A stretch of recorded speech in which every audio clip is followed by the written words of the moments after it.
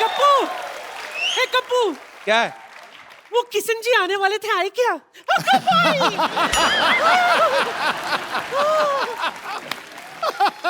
असं कसं? नाही, किती वेळ लावला तुम्ही माझ्या दारावर यायला? क्या बोली नानी? कितना वक्त लगा दिया मेरे चौखट पे आने के लिए? नानी ये अन्ना हजारे जी हैं। दुनिया के लिए। मैं तो उनको तब से जानती हूँ जब ये किशन बाबूराव हजारे हुआ करते थे, है ना? मुंबई में इनकी फूलों की दुकान थी। अच्छा, हाँ, ये देखिए मैं आपके लिए क्या लाई हूँ।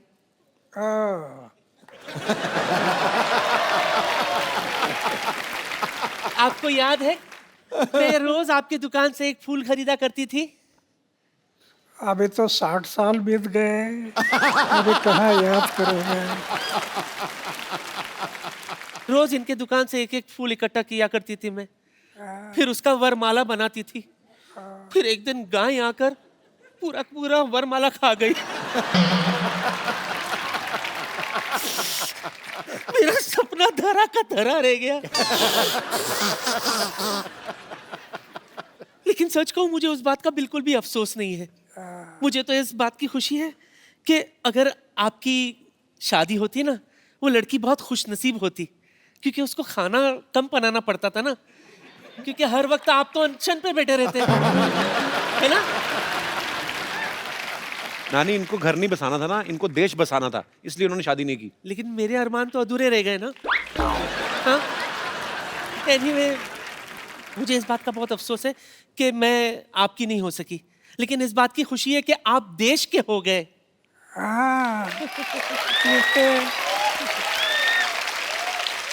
इसलिए तो मैं भगवान के आभार मानता हूँ कि मैं पूरा देश का बन गया। सच सच सच सच सच। इसलिए मेरे लिए तो आपके चरणों की धूली काफी है। नानी ना। एक मिनट, नहीं। वो स्वच्छ भारत अभियान से जुड़े, उनके चरणों में धूल है ही नहीं। हाँ, उनके वो साफ सुथरे रहते हैं, साफ सुथरे। चलो माफी मांगो अन्ना से। अन्ना जी माफ करना।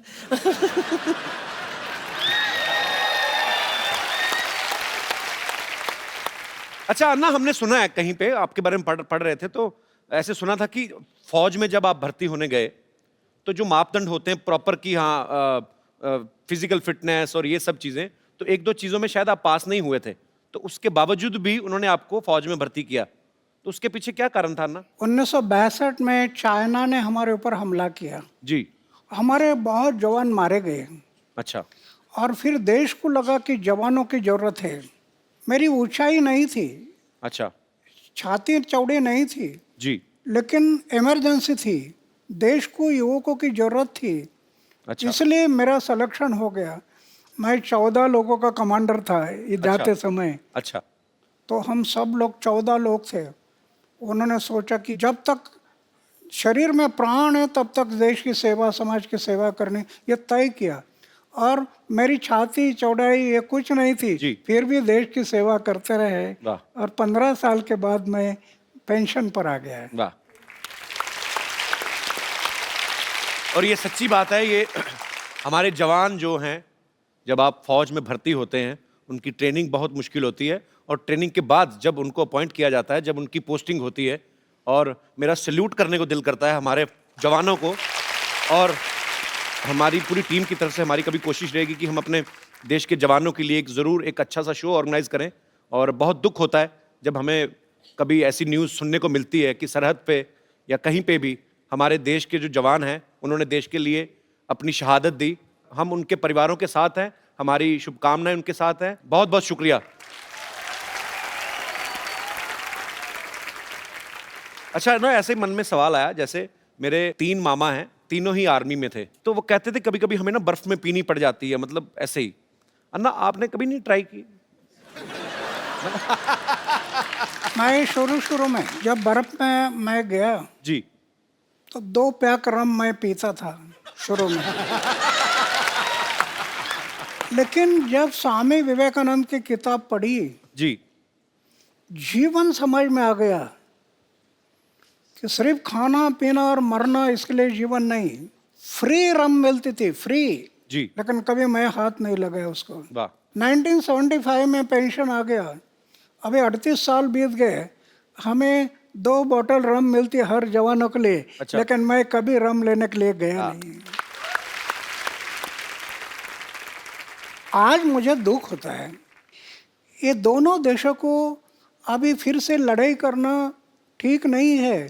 दोनों की आर्थिक स्थिति फिर बहुत बिकट है। एक लड़ाई में कितना खर्चा आ जाता है, जी। देश कितनी जानें चली पीछे जाती जाता हैं। है। जी। ये आज वो लड़ाई होना नहीं चाहिए, ऐसे मैं मानता हूँ। जी, जी। लेकिन अगर पाकिस्तान नहीं मानता है तो 79 ईयर मेरा एज हो गया, और जरूरत पड़ी तो फिर मैं सीमा पर जाने के लिए तैयार हूँ। क्या बात है। और कप्पू शर्मा, ओ हो, वाह वाह वाह वाह, हमारे तो भाग्य ही खुल गया अन्ना, आप हमारे मोहल्ले में आए। देखिए मैं आपके लिए चाय लेकर आया हूँ। अन्ना चाय पीते नहीं है, उनको जूस पिलाओ, बेवकूफ आदमी। जूस तो इनको बड़े बड़े लीडर नहीं पिला सके, मुझसे क्या पियेंगे ये। देखा पाजी, आज पहली बार इसने फंबल नहीं मारा आके। पूरी लाइनें कड़क करके बोली हैं। ये मतलब ये अन्ना के पास आने का जादू है। ये आदमी में अपने आप कॉन्फिडेंस आ जाता है। और मैंने इनसे ही ये सारी चीजें सीखी हैं। इनसे तो मैंने सादा जीवन जीने का, उबलते हुए विचारों को। ओए, उबलते विचार नहीं, उच्च विचार। हाँ तो अब मेरा काम चाहेगा, मेरे विचार तो उबलेंगे ही ना।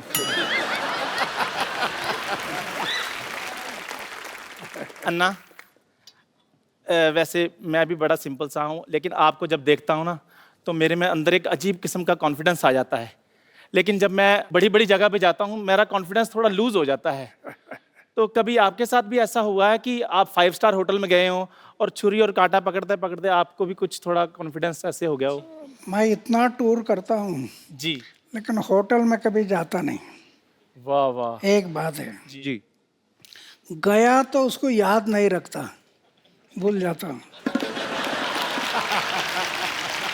ये याद रखना ये घातक होता है, जी।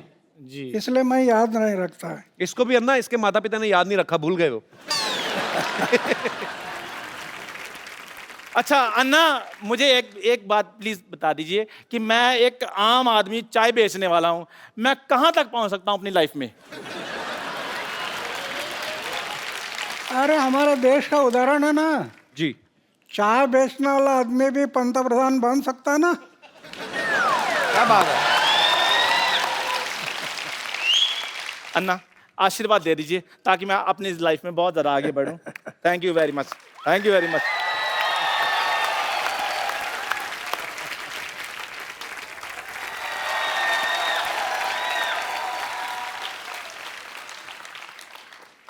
कपूर भैया, क्या है? अब मुझे स्कूल नहीं जाना। क्यों, क्या बात हो गई? अरे वहाँ मुझे रोज मुर्गा बना देते, बड़े को क्या मैं मुर्गा बनूंगा? नजारे जी, आशीर्वाद दो, आशीर्वाद दो। कैसे हो? मैं तो ठीक हूँ, पर आपसे मुझे क्वेश्चन पूछना था। बैग उतार दे बेटा, इतना भारी बैग क्यों लगा तुम? भारी नहीं है, हाँ। पर मैं ये कह रहा था कि आपके टाइम पे भी स्कूल में पनिशमेंट मिलता था, मतलब जी हाँ, हमारे टाइम पनिशमेंट मिलता है। छड़ी थी, छड़ी। गलती किया तो ऐसा हाथ करना और टीचर मारता था छड़ी से। तो वो तो मेरी हमारे हैबिट है। मराठी में कहावत थी, छड़ी लागे छम छम, विद्या ये घम घम। ऐसी कहावत थी। लेकिन अन्ना आजकल बंद हो गया है स्कूलों में ना, अभी नहीं, आजकल नहीं मारते। अभी मारने के लिए परमिशन नहीं, जी। इसलिए तो शिक्षा का दर्जा डाउन हो गया। अन्ना, ये मेरे को बड़े सवाल इसने मुझे बोला था कि मैं अन्ना से पूछना चाहता हूँ। जैसे आजकल ना बच्चे मोबाइल पे ज़्यादा गेम्स खेलते हैं, तो अब ये बच्चों की तरफ से ये सवाल था कि आप बचपन में क्या खेल खेला करते थे? हम तो गांव में लगोरी थी, लगोरी। अच्छा। ये पत्थर एक के ऊपर एक रखना, हाँ। और उसको तोड़ना। हाँ। फिर ईटी डांडू, वो हाँ, डंडा वो और डंडे ईटी गिल्ली के साथ। गिल्ली डंडा। घुमाना है। फिर खो खो, हाँ कबड्डी, जी। ऐसे खेल हम लोग खेलते थे। तो शरीर भी फिट रहता था। हाँ, आप मोबाइल वगैरह सब सीखना है, लेकिन साथ साथ चारित्र को संभालना, आचार शुद्ध रखना, विचार शुद्ध रखना, जीवन निष्कलंक रखना, दाग नहीं लगना जीवन में, बेदाग जीवन है, तो आप कल के महापुरुष बन जाएंगे। अच्छा बेटा, समझ में आई अन्ना की बातें ना? चलो पाँव छुओ, आशीर्वाद लो, चलो।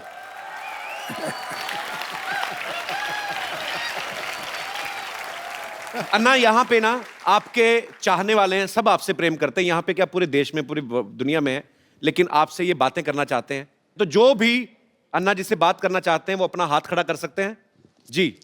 Hello Sidhu sir. Hello. Hello Kapil sir. Hello. Hello Anna ji. Sir मुझे आपसे पूछना है कि टेक्नोलॉजी में आजकल इतनी एडवांसमेंट हो गई है, तो पॉलिटिशियन से लेके एक्टर से लेके आम आदमी तक सब ट्विटर फेसबुक सब जगह हैं। आप क्यों नहीं हैं ट्विटर पर या फेसबुक पर? आपको पता है वो जो आजकल फेसबुक आता है और ट्विटर पे आता है, हालांकि पंगे बड़े हैं ट्विटर के।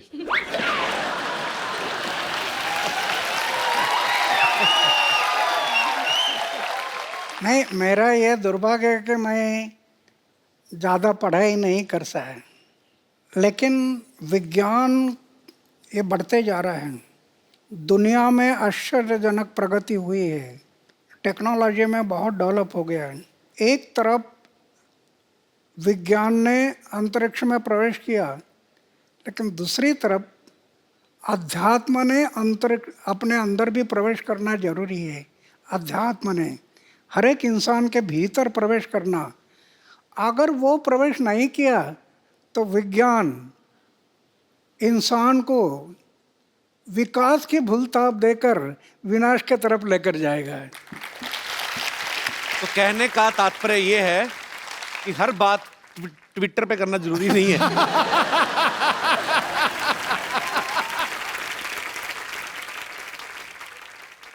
चलिए, बहुत बहुत शुक्रिया शो में आने के लिए। Thank you, ji, sir. और कोई मेरे दोस्त?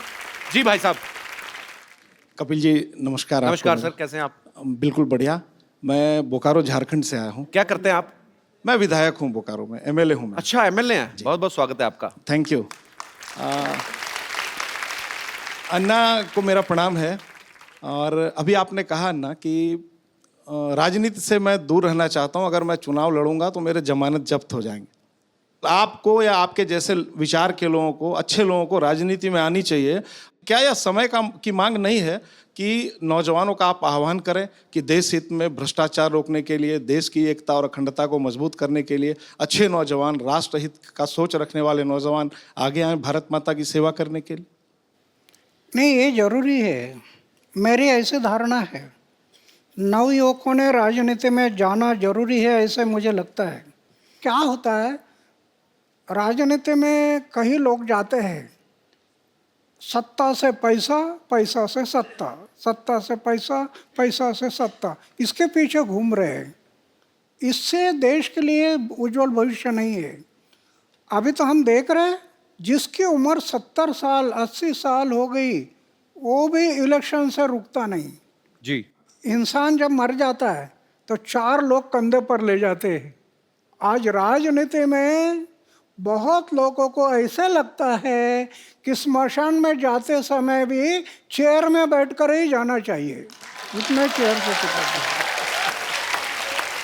सेवा भाव नहीं रहा, वो बलिदान की याद नहीं। भगत सिंह, सुखदेव, राजगुरु जैसे लाखों लोगों ने कुर्बानी की और अंग्रेजों को कह रहे थे इस जन्म के क्या, अगले जन्म की फांसी दे दो, हमारी तैयारी है। किस लिए? हमारी आज़ादी के लिए। उनको याद रखना है। थैंक यू अन्ना। बहुत बहुत शुक्रिया शो में आने के लिए सर। अब वक्त है आप सबको मैं उनसे मिलवाऊं जिन्होंने फिल्म अन्ना जो है डायरेक्ट की है और खुद उसमें अन्ना जी का किरदार भी निभा रहे हैं। आप सबकी जोरदार तालियों के बीच मिस्टर शशांक उदयपुरकर जी। तो शशांक जी ने इस फिल्म को डायरेक्ट भी किया है और खुद अन्ना जी का किरदार भी निभाया। शशांक, आप उम्र में बहुत छोटे हैं, आपको मतलब कैसे आपके दिमाग में आया कि मैं ये किरदार निभाऊंगा या मुझे अन्ना जी के ऊपर फिल्म बनानी? आपका आइडिया था या मनिंदर जी का था? 2011 में पूरे देश की तरह मैं भी वो था जिसने अन्ना जी को रामलीला मैदान पर देखा। अच्छा। अन्ना जी को बिकॉज मैं इंजीनियरिंग कॉलेज में पढ़ रहा था, तो मैं हवा में उड़ रहा था। अच्छा। जिंदगी में फिल्में देखनी, कॉलेज घूमना। अचानक जब इनको देखा तो मैंने ये कहा कि इनको क्या हो गया, 74 साल का आदमी सरकार से पंगा ले रहा है, ये तो गए काम से। शाम को जिस मोमेंट मैंने ये सुना कि अन्ना जी ने जेल से रिहा होने से मना कर दिया है, मेरे लिए 360 डिग्री शॉक था। एक इंसान सरकार के साथ पंगा लेने जा रहा है, अगर गलती से पुलिस का कोई लेटर भी आ जाए तो आदमी की हालत खराब हो जाती है। अन्ना जी कहते हैं कि ना मैं जेल से निकलूंगा और मैं यहीं अनशन शुरू करूंगा। मैं समझ गया था ये बिरला व्यक्तित्व है और ये जो चाहे वो कर सकते हैं।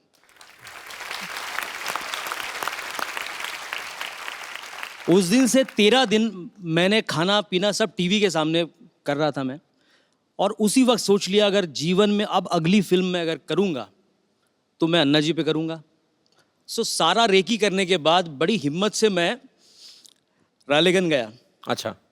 अन्ना जी के पास जब गया तो अन्ना जी ने मुझे यही कहा कि भाई आप तुम्हें काय करता, अगर आपको फिल्म बनानी हो तो आप गांधी जी पे फिल्म बनाओ, आप विवेकानंद जी पे फिल्म बनाओ। मैंने कहा अन्ना जी ये तो बहुत सही है, लेकिन मैंने जो अपना पर्सनल एक्सपीरियंस किया है, जी, आपका उद्देश्य नवयुवकों को जगाना है, मैं कोई लव स्टोरी करने की बजाय मैं भी वो फिल्म करना चाहता हूं जिससे मेरे देश के नौजवान जाग जाए। वाह। अन्ना को शायद वही बात, नवयुवकों की वाली बात उनको पसंद आई और अन्ना ने मुझे कहा कि अब क्या चाहिए। मैं बोला अन्ना जी मुझे आपकी परमिशन चाहिए। अन्ना जी ने उस वक्त स्क्रिप्ट पे साइन कर दिया। वाह, बहुत ही अच्छे विषय के ऊपर आपने फिल्म बनाई है और मेरी अपने दर्शकों से गुजारिश है आप सब ये फिल्म देखें और आपको अच्छी इंस्पिरेशन मिलेगी और देश के लिए कुछ अच्छा करने का जज्बा आपको मिलेगा।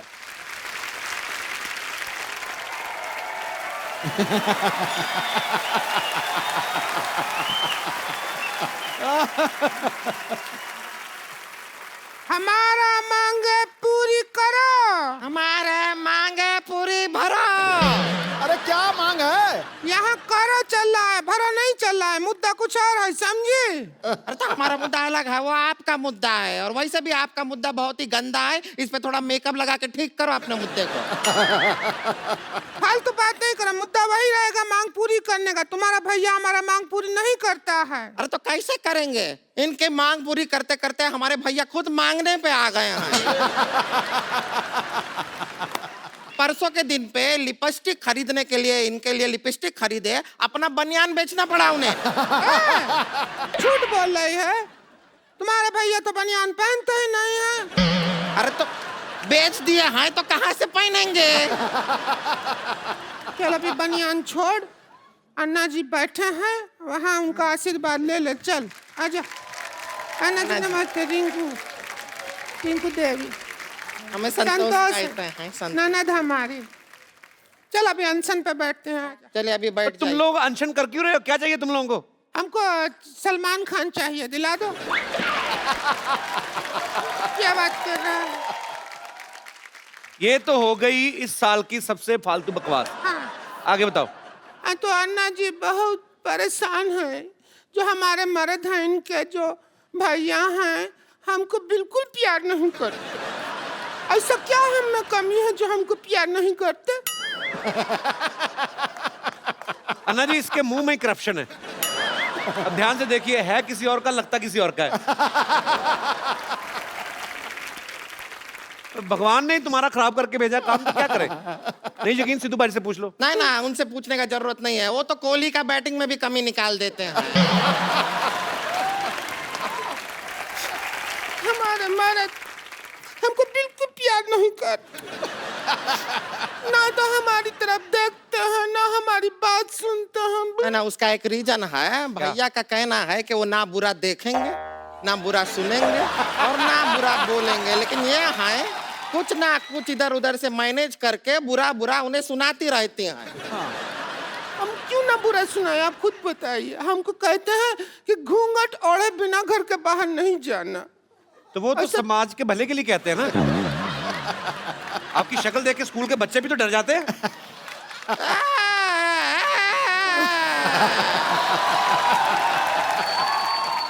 कुछ भी बोलते रहते हैं, बच्चे डर जाते हैं। अरे ऑफिस जाने वाले बड़े बड़े मूंछ वाले लोग भी डर जाते हैं। तुम्हारे भैया तो नहीं डरते हैं मुझसे। तो उनकी मूंछ भी किधर है? पहले मुँह छुआ करती थी, पैसा का जरूरत पड़ा तो लाला ने कहा कि मूछ रख दो, पैसा ले जाओ, तो मूछ उतार किया। अच्छा चलिए छोड़िए, बहुत ज्यादा छीछा लेदर हो गया है। अभी आप अपना अनशन जो है वो तोड़ दीजिए। चलिए कोई सिर इधर लाते, सिर पे तोड़ती हूँ। अरे नहीं, अरे ऐसे थोड़ी अनशन तोड़ते। ए लीजिए, आपके लिए लेकर आए हैं, ये पी के अनशन तोड़ अभी दीजिए। शुरू नहीं हुआ तोड़ भी दिया। इतना ही होता है लंबा, इससे लंबा अनशन हमसे। ये तो नारियल का तेल है। अरे हम नारियल का पानी ही ला रहे थे, वो नारियल थोड़ा ज्यादा दब गया हमसे, तो तेल निकल आया। चलो कोई बात नहीं, पानी से तो महंगा ही होता है तेल। अच्छा है, अच्छा है। वैसे छोटी छोटी बात पे लड़ती हैं, आज इतनी लड़ाई नहीं कर रहे तुम लोग, बड़ा मैं हैरान हूं। आज अन्ना जी आए हुए हैं, हम यहाँ पर लड़ाई नहीं करेंगे, बिल्कुल नहीं नहीं करेंगे। अच्छा। आज का पूरा एपिसोड के एंड तक बिल्कुल लड़ाई नहीं करेंगे। आज वैसे भी 2 अक्टूबर है, तो आपके लिए कुछ प्रस्तुति करें। मैं अपने दर्शकों को बताना चाहता हूं कि मनिंदर जैन जी प्रख्यात म्यूजिक डायरेक्टर रविंदर जैन जी, ये उनके छोटे भाई हैं। धन्यवाद, बहुत बहुत धन्यवाद। तो मनिंदर जी, शशांक आपसे मिले थे आपके ये आइडिया लेकर? शशांक मुझको मिला, पहली मुलाकात में मैंने हाँ कर दी। लकीली उस समय मेरे बड़े भाई रविंद्र जैन जी मेरे साथ में थे जी। उन्होंने भी सुना और उन्होंने तुरंत उसी समय 2 लाइन गाई थी, कोई तो है जो देश की चिंता करता है।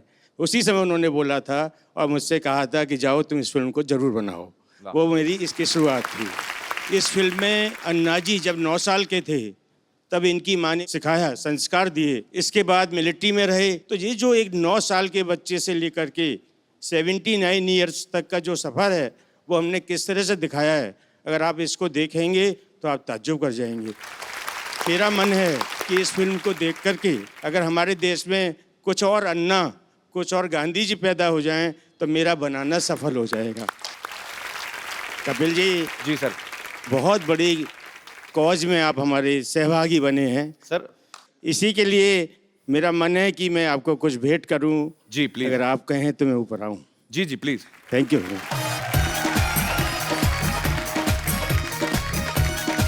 Thank you sir, thank you so much. Anna, हमारे शो में एक रवायत है, जो भी सब आते हैं हम लोग एक सेल्फी जरूर लेते हैं, आप सबके साथ भी एक।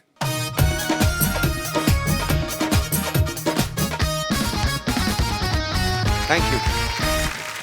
एक बार हमारे प्यारे अन्ना जी के लिए जोरदार तालियां। समाज का परिवर्तन लाना, देश को खड़ा करना, ये सबका हमारा मकसद यही है। तो मैं ज़्यादा ना कहते हुए मेरे साथ में थोड़े एक घोषणा देंगे ऐसे अपेक्षा करता हूँ। भारत माता की जय, भारत माता की जय, वंदे मातरम, वंदे मातरम, इंकलाब जिंदाबाद, इंकलाब जिंदाबाद। धन्यवाद। आप सब लोग ऐसे ही अपने अपने घरों में हंसते रहिए, मुस्कुराते रहिए, और अगर किसी के लिए कुछ अच्छा कर सकते हैं, देश के लिए कुछ अच्छा कर सकते हैं, जरूर करिए।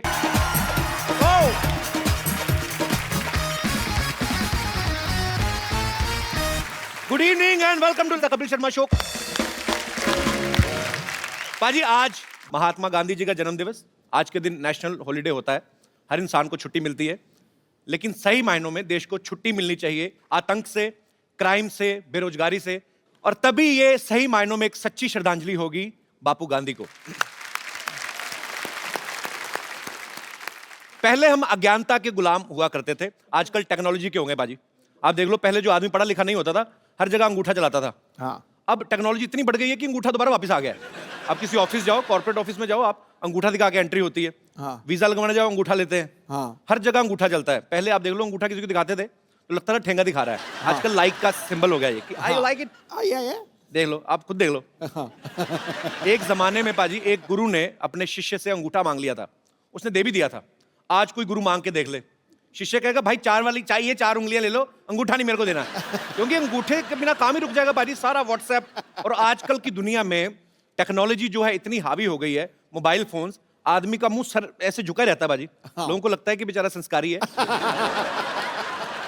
आजकल बिना अंगूठे के कोई काम हो ही नहीं सकता। हाँ। पहले आदमी बाथरूम जाता था, 5 मिनट में काम खत्म किया बाहर। अभी आदमी मोबाइल लेके जाता है, 1-1 घंटा लगा रहता है, सारी ईमेल पढ़ेगा, जवाब देगा, मतलब पेट और इनबॉक्स साथ में खाली करके आता है। तो अगर वो साथ में चार्जर लेके गया तो समझो शो 3 घंटे चलेगा। अच्छा, कई आदमी अंदर फोन भी रिसीव करते हैं, हेलो, अच्छा बाथरूम में आती है एको, तो सामने वाला भी समझ लेता है, वो कहता है आप पहले कर लो फिर बात करते चलो। बेला यार। अच्छा, पहले लोग फेस टू फेस बात करते थे, आजकल घर में आप देख लो, परिवार के आपस में जो मेंबर है वो मोबाइल पे बात कर रहे हैं। जिनके घर पे एक बच्चा है, जिनको प्राइवेसी नहीं मिलती, तो बाप बाहर ड्राइंग रूम में बैठा है, माँ बच्चे को सुलाने गई है, बाहर से मैसेज करता है, मुन्ना सो गया तो आऊं?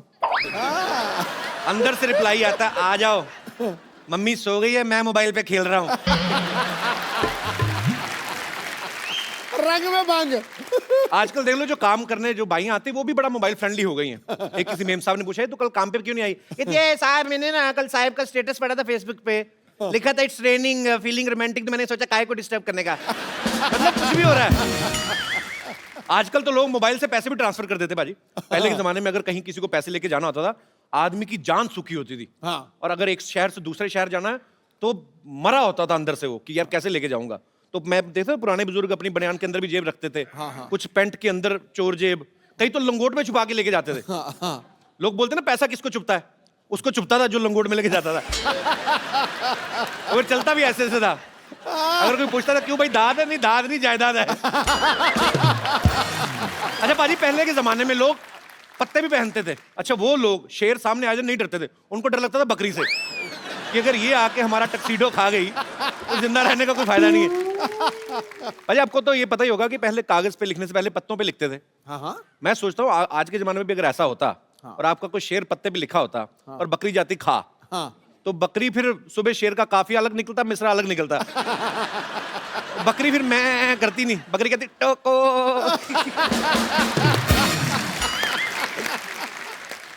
अच्छा, आजकल तो लड़का लड़की एक दूसरे को जानते नहीं, फेसबुक पे सीधा फ्रेंड रिक्वेस्ट भेज देते हैं। पहले के जमाने में जवान लड़कों को अगर कोई लड़की पसंद आती थी शादियों में, तो पहले किसी बच्चे को बताते थे, उसको चॉकलेट देते थे, फिर उसके हाथ में मैसेज भेजते थे। ये दिनेश है ना, इसने सेम फॉर्मूला जमाया। इसने एक बच्चे को चॉकलेट खिलाई, बच्चे ने चॉकलेट खाली, चिट्ठी फाड़ती, करे तेरे से नहीं पटेगी। कई बच्चे बड़े चालू होते हैं। अच्छा, पहले के जमाने में जब लड़की को देखने आते थे लड़के वाले, लड़की सर झुका के बैठी रहती थी, आज भी बैठी रहती है, लेकिन आज रीजन अलग है। वो पहले लड़की किचन के फोटो खींच के ना, किचन से सहेली को व्हाट्सएप कर रही होती है, देख तो कैसा लगा। आगे से सहेली का रिप्लाई आता है, पिछले हफ्ते मेरे को भी देखने आया था। मना कर देना, ये चाय बिस्कुट का शौकीन है, इस चक्कर में लड़कियां देखने जाता रहता है। अच्छा पाजी, जब ये लड़के वाले आते थे लड़की को देखने ना, तो ये चाचियां भाभियां होती ना जो, ये बड़ा डराती लड़की को। हाँ तो मुंह नीचे करके देखना, नहीं तो बेशर्म समझेंगे। और खुद ना आधा किलो दुपट्टा चबा जाती लड़के को देखते देखते, और खुद लड़के को पूरा ताड़ रही है तो बड़ा खूबसूरत, हमने भी अपने टाइम पे सर उठा के देख लिया होता तो हमें भी गोगा कपूर की जगह रणबीर कपूर मिल जाता। हाय, अपना कपूर तो खराब किया ही, बच्चे का कपूर भी टेढ़ा हुआ है। अच्छा, पहले जब शादियां फिक्स होती थी, लड़का लड़की तो एक दूसरे को देखते नहीं थे, कुछ चौथा रिश्तेदार जाता था अलग से ही, उन लड़की वालों को गांव में जाता था, उसको भी लड़की से नहीं मिलाते थे। वो लड़की की माँ को देख के आइडिया लगाता था कि लड़की भी ठीक ठाक रहेगी। अगर लड़की गलती से चलेगी मुच्छड़ बाप पे तो दूल्हे की किस्मत। दूल्हे को जाके सुहागरात में देखने को मिलता था, घूंघट उठाता था, तब पता चलता था कि लॉटरी निकली है कि पत्ते पिट गए। पापा जी, यहाँ पे बस नहीं होता था, अगर तो बीवी मनपसंद निकल आई तो 4-5 बच्चे हो ही जाते थे, और अगर मनपसंद नहीं निकली, गुस्से में 7-8 होते थे। फिर खाना पकाने में कितनी मेहनत होती थी, जाओ जंगल में जाके 2 घंटे लकड़ियां ढूंढ के लाओ, फिर चूल्हा जलाओ, खाना बनाने में 4-5 घंटे। आजकल आप किसी तरह का भी खाना ऑर्डर कर दो, आपके घर में आधे घंटे में आ जाता है। फिर उसको पचाने के लिए आदमी को 2-2 घंटे लगते हैं, वॉक करती है, फिर सैर करते हैं, ट्रेडमिल पे भागते हैं, लास्ट में चूरन ही काम आता है। पहले के टाइम में घरों में एक ही टीवी होता था, मतलब कहाँ इतने टीवी होते थे। आजकल तो हर जगह अलग अलग टीवी है, सब अलग अलग बैठ के देखते हैं। अच्छा, कमरे में सारे इकट्ठे तभी होते हैं जब वाईफाई बंद हो जाता है कि क्या हुआ क्या हुआ। उस समय एक ही प्रोग्राम आता था, सारे मियाँ बीवी दादा बच्चे पोते सब, कृषि दर्शन लगा, उसी को देख के एंजॉय कर रहे हैं। उसमें एक आदमी आता था, हम आपको बताएंगे अपनी खड़ी फसलों को बर्बाद होने के उपाय। अच्छा, खड़ी फसलों के बारे में वो बता रहा है जिसकी अपनी फसल सारी उड़ चुकी है। तो मतलब जब बच्चा होता था तो दादा कहता था भाई ना तो मेरे पे गया ना तेरे पे, बच्चा ये जवार के बूटे जैसा क्यों है? तो कहता है पापा जी सारा दिन बहू कृषि दर्शन देखेगी तो बच्चा जवार के बूटे जैसा ही होगा। पर एक बात है, ऐसी बात नहीं है कि टेक्नोलॉजी के फायदे नहीं है, नुकसान भी हैं कुछ। पर मैं आप सब लोगों की राय जानना चाहता हूं, आपको क्या लगता है कि टेक्नोलॉजी के क्या क्या फायदे और क्या क्या नुकसान है? कोई मेरा भाई बंधु विशेष टिप्पणी करना चाहता हो। आप बड़ी खूबसूरत बन के आई मैम, शादी से आ रही हैं कहीं कि जा रही हैं कहीं? अच्छा, बहुत प्यारी लग रही हैं आप, बहुत शुक्रिया आपका शो में आने के लिए। जी सर, जी आप। कपिल जी नमस्कार। नमस्कार सर, कैसे हैं आप? मैं बढ़िया हूँ, thank you so much. Technology के मेरे हिसाब से तो बहुत सारे फायदे हैं और मेरे से ज़्यादा ये फायदे कौन जान सकेगा। मैं एक साइंटिस्ट हूँ। अच्छा, हाँ। क्या बात है, कहाँ से हैं सर आप? मैं national dairy research institute Karnal, आपने अगर सुना होगा, वहाँ पे अच्छा मैं जी। प्रिंसिपल साइंटिस्ट हूँ। अच्छा, हम लोग रिसर्च करते हैं गाय के ऊपर, भैंस के ऊपर, इनके गाय के दूध। ऊपर क्या रिसर्च करते हैं? हम उनके दूध वगैरह के ऊपर रिसर्च करते हैं। रिसर्च क्या करना, पी लो? मतलब मैं समझा नहीं, मतलब क्या रिसर्च करते हैं आप? एक तो बहुत ही कॉमन तरीका है जो कई सालों से होता है, क्रॉस ब्रीडिंग करते हैं हम लोग। अच्छा जी। अंग्रेजी गाय को देसी गाय से हम क्रॉस ब्रीड करते हैं। अच्छा जी। और जो उनके बच्चे पैदा होते हैं वो अच्छी नस्ल तो के फिर होते उनका हैं। पासपोर्ट कहाँ का होता है? अच्छा। फिर हम घी वगैरह पे बहुत रिसर्च करते हैं। अच्छा जी। क्योंकि हम लोग चाहते हैं सब लोग अच्छे तंदुरुस्त रहें। तो घी तो सर बन गया ना, मतलब अब तो लोग खा रहे हैं सालों से, तो उसके ऊपर क्या रिसर्च रहती है आपकी? कोलेस्ट्रॉल आप लोगों ने सुना होगा। जी, जी। कोलेस्ट्रॉल के काफी नुकसान रहते हैं, तो हम लो कोलेस्ट्रॉल घी बनाते हैं। अच्छा, तो उसमें से हम कोलेस्ट्रॉल निकाल देते हैं एक तरीके से। अगर ऐसा पॉसिबल है जैसे गाय को रोज ट्रेडमिल पे दौड़ाओ तो वही कोलेस्ट्रॉल कम वाला घी दे, ऐसा होता है? मतलब ऐसे पूछ रहा हूँ, साइंटिस्ट आप हैं, मुझे आइडिया नहीं। पर सीरियसली अगर देखो पाजी, आप आदमी लेके अपनी गाय को सुबह लेके भागे तो उसके दूध में फैट हो ही ना, कितना हो नहीं सकता सर ऐसे पॉसिबल? हाँ जी, हो थोड़ा बहुत तो खैर, उसको गाय अगर वर्जिश करेगी तो फैट उसका थोड़ा। तो गाय को जिम ज्वाइन कराएं पहले। कहने का मतलब कि टेक्नोलॉजी का फायदा तो है जी, टेक्नोलॉजी अगर का सही बहुत- तरीके में यूज की जाए। मेरी तो दाल रोटी चलती है टेक्नोलॉजी। नहीं नहीं, बहुत अच्छी बात है सर, आपकी दाल रोटी चलती रहे और बहुत अच्छी चले। Thank you so much. घी डाल के खाया करें आप। Thank you so much. बहुत बहुत Thank शुक्रिया you. सर शो में आने के लिए, धन्यवाद। और कोई मेरे दोस्त इस मुद्दे पे विशेष टिप्पणी करना चाहते हो? जी मैडम। Hello sir, hello. मैं अमृतसर से आई हूँ। अरे वाह, हमारे शहर से बहुत बहुत स्वागत है आपका। कहाँ पे रहती है अमृतसर में? अमृतसर में सिटी साइड नमक मंडी। नमक मंडी को नमक मंडी क्यों कहते हैं वैसे? नमक तो वहाँ मिलता नहीं नमक उधर से। ज़्यादा अच्छा मिलता है इसलिए। किसने बोला? मैं भी इतने साल रहा हूँ, मुझे तो नहीं कभी नजर आया। हमारे तरफ आइए, हम आपको लेके देंगे। और एक लकड़ मंडी भी है, वहाँ पे कोई लकड़ी का कुछ हुआ ही नहीं, ऐसे ही लकड़ मंडी। जी, तो आप क्या विशेष टिप्पणी करना चाहेंगी? एडवांटेजेस हैं उसके टेक्नोलॉजी के, पर बहुत सारे डिसएडवांटेजेस भी हैं। आजकल बच्चे बहुत ज़्यादा उस पर फोकस करने लग पड़े हैं। जी, जी। हम लोग उनको कहते हैं कि भाई चलो अपना होमवर्क मिला है, कुछ सर्च कर लो उसके ऊपर, जी। तो वो पढ़ाई के छोड़ के कोई डोरेमोन ढूंढ रहा होता है, कोई अपना कुछ ढूंढ रहा होता है। तो जी, इसके जी। बहुत साइड इफेक्ट्स हो रहे हैं बच्चों के ऊपर। ये तो है, सच्ची बात। आजकल ग्राउंड वो होती नहीं, जो गेम जो पहले जो कोई खेलते थे indoor मिट्टी में। हाँ, कोई अब नहीं बच्चे रही। मिट्टी में मिट्टी हुए पड़ते थे, 15-15 बच्चे। माएँ पहले 15 बच्चों को नहलाती थी, फिर अपना पहचान के लेके आती थी। वो सिस्टम ही खत्म हो गया है एक्चुअली।